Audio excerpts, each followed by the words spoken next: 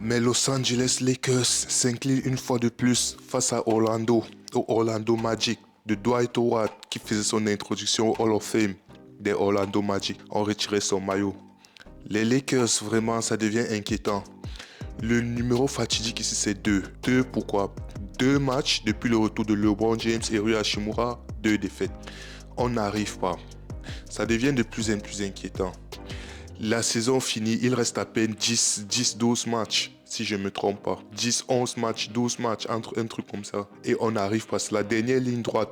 Et c'est à ce moment qu'on a décidé de jouer notre pire basket de la saison. Les Lakers qui entamaient donc ce match, les Lakers qui commençaient ce match, je veux dire, avec un LeBron James qui est revenu dans le starting five.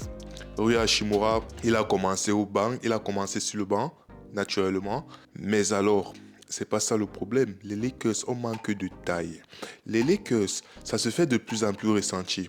Non seulement les Lakers, on a perdu notre alchimie défensive, ce petit truc en défense là, qui faisait qu'il y a de cela 2-3 mois, on était l'une des meilleures défenses de la ligue. Si ce n'est la meilleure défense de la ligue avec OKC, on a perdu ce truc. Les Lakers, on n'arrive plus à faire de stop, on n'arrive plus à défendre sur personne, on n'arrive à rien.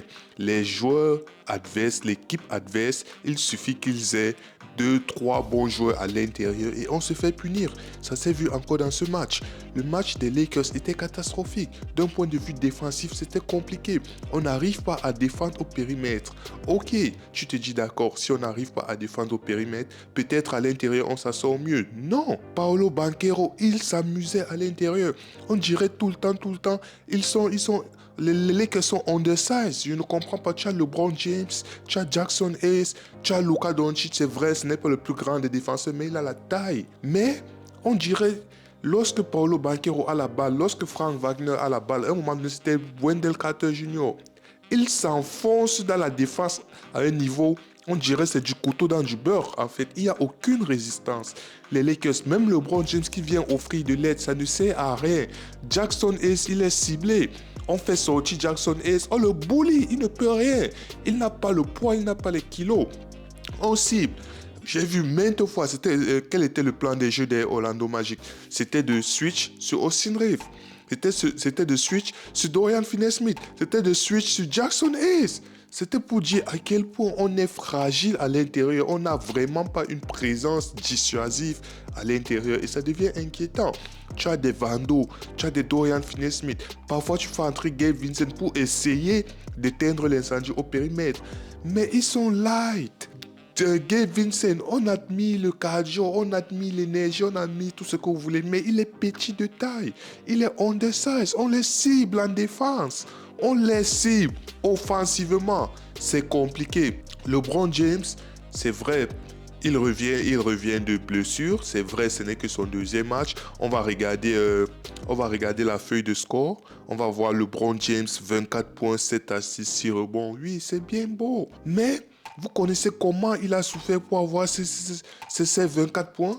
C'est LeBron James qui doit bully, il doit pousser tout le monde à l'intérieur. LeBron James actuellement, il joue sans shoot extérieur. Il n'a pas de shoot extérieur actuellement. Ça se fait d'autant plus remarquer que lorsqu'il va sur la ligne des free throws, même sa mécanique, je ne vais pas dire sa mécanique, même son feeling, c'est ça, même son feeling, son toucher au free throw n'est pas encore revenu. C'est compliqué. Du coup, qu'est-ce qu'il doit faire? Il doit donner son corps à la science. Il doit bully, il doit aller s'encastrer dans la défense adverse. C'est compliqué. Luka Doncic, il va faire du Luka Doncic. Mais alors, il faut de l'aide. Luka Doncic, naturellement, il touche de moins en moins la balle vu que LeBron James est là. Je n'en parle même pas de Austin Reeves. Mais, malgré cela, Luka Doncic, il réussit quand même à trouver le moyen de finir avec quoi? Il finit avec 32 points, 7 rebonds, 7 assists. Je crois actuellement Luka Doncic, sur ce dernier mois, ou bien limite si c'est un mois et demi, il tourne quasiment à 30 points, s'il n'est pas à 29 quelque chose. C'est pour dire, Luka Doncic, on n'a rien à reprocher. Austin Reeves qui est redescendu, ce qui était attendu, ce qui était normal, il est redescendu à quoi? Entre 18 et 25 points, c'est son range, vu que LeBron James est là, naturellement, il va toucher de moins en moins le ballon. Mais alors, défensivement, les Vanderbilt dont j'ai crié, j'ai fait l'éloge et tout ça. Vanderbilt, il entre dans le match En 25 secondes, il se prend 3 fautes. Je ne sais pas comment tu peux te prendre 3 fautes en 25 secondes. Je ne comprends pas. Chaque 7 secondes, il y a une faute. Non, Vando, il abuse. C'est pour dire à quel point cette équipe actuellement, on est déconnecté en défense. C'est ça le mot, on est déconnecté en défense. On n'arrive à rien. On ne peut pas se placer. On fait un bon quart-temps défensif. On dit, ok, les gars, vous savez quoi? On a besoin de gagner. On a besoin de se rassurer. On a besoin comment dire, de serrer le score ou bien de maintenir le score. On s'assoit, on lock down la défense. Non, on n'arrive pas. Actuellement, ça ne donne pas. Tous les attaquants adverses, Banchero aujourd'hui, Banchero, il a eu tout ce qu'il voulait en défense, en attaque, pardon. Banchero, il finit avec, si je ne me trompe pas, il finit avec 30 points, 30,7 rebonds. Frank Wagner, il finit avec 32 points. Wendell Carter, 12 points. Anthony Black, 17 points. Et je ne compte pas les 3 points, le périmètre. Mais on dirait, on ne défend pas. Soit il y a un truc.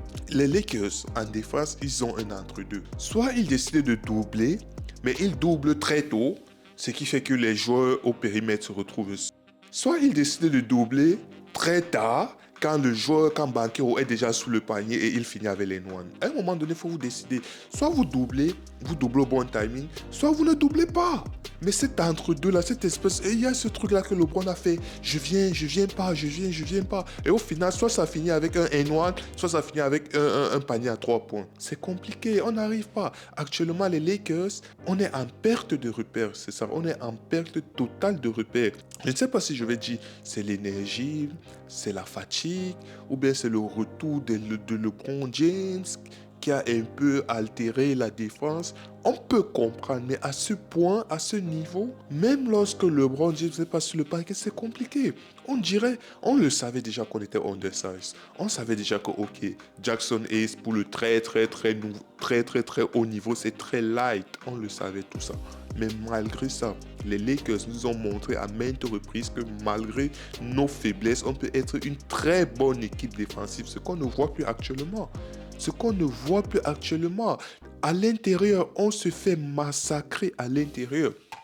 Au périmètre, les joueurs adverses au périmètre, on dirait qu'ils n'ont jamais été aussi ouverts de leur vie. C'est pour vous dire, on ne fait ni l'un ni l'autre. Du coup, qu'est-ce qu'on fait? On encaisse des paniers à tout va. Les N1, les fautes. Les fautes, c'est symptomatique de la défense. Ça montre à quel point notre défense ne fout rien du tout. Les fautes, à chaque fois, une attaque sur deux de l'équipe adverse, il se retrouve sur la ligne des free throws, des lancers francs. Je me suis plaint de ce truc lors du dernier match et j'aurais dit la même chose dans ce match. Ça devient de plus en plus compliqué. Si JJ Redick, je ne sais pas si c'est le discours, parce que techniquement, ce sont les mêmes joueurs et voire plus. Tout notre roster, tous les joueurs sont présents. Donc je ne sais pas si c'est mentalement, je ne sais pas si c'est tactiquement un truc qui a changé, mais c'est bizarre, ce sont les mêmes joueurs. C'est l'envie, c'est la fatigue. Qu'est-ce qui explique ce changement drastique en défense? On ne défend plus. Ok, une équipe comme ça, je te dis d'accord. Si vous ne défendez plus, essayez alors de faire un basketball purement d'attaque. Punissez-les à l'attaque. Non, on n'arrive pas. Depuis 2 matchs déjà, depuis le retour de LeBron James et tout, on n'arrive pas à mettre des paniers à 3 points. Je ne sais pas si je vais même dire depuis le retour de LeBron James, c'est bien avant. On n'arrive plus à mettre les paniers à 3 points. On finit ce match avec 10 paniers marqués, si je me rappelle bien. 10 paniers marqués, c'est catastrophique. 10 paniers marqués sur combien? Qu'est-ce que je dis? 8 paniers marqués sur 27. 8 paniers marqués. Luka Doncic, il y a de cela 3 matchs. Luka Doncic nous a mis 9 paniers. 8 ou 9 paniers à 3 points sur un quart-temps. Là, on finit un match avec 8 paniers marqués. Ils nous ont dominés à tous les niveaux. Paniers marqués, 3 points, ils sont à 40%, on a 29%. Les lancers francs, on n'arrive pas, on a 76%, 78%. Qu'est-ce que je dis? 10 paniers marqués, pardon. 10 3 points marqués. Lancers francs, on a 78%. Rebond, on a 39%. On a 39 rebonds, ils sont à 43%. Rebond offensif 11, ils sont à 12. Rebond défensif 28, ils sont à 31. Assist 19, ils sont à 25. Bloc 4, ils sont à 1. Mais turnover, comme d'habitude. Turnover, on a à 10. Ils sont à 8. Ok, 10, on peut comprendre. Ça fait mal, mais on peut accepter. Mais dans l'ensemble, la performance globale, c'est catastrophique. Aujourd'hui, on se retrouve quatrième de la conférence Ouest. On est quatrième.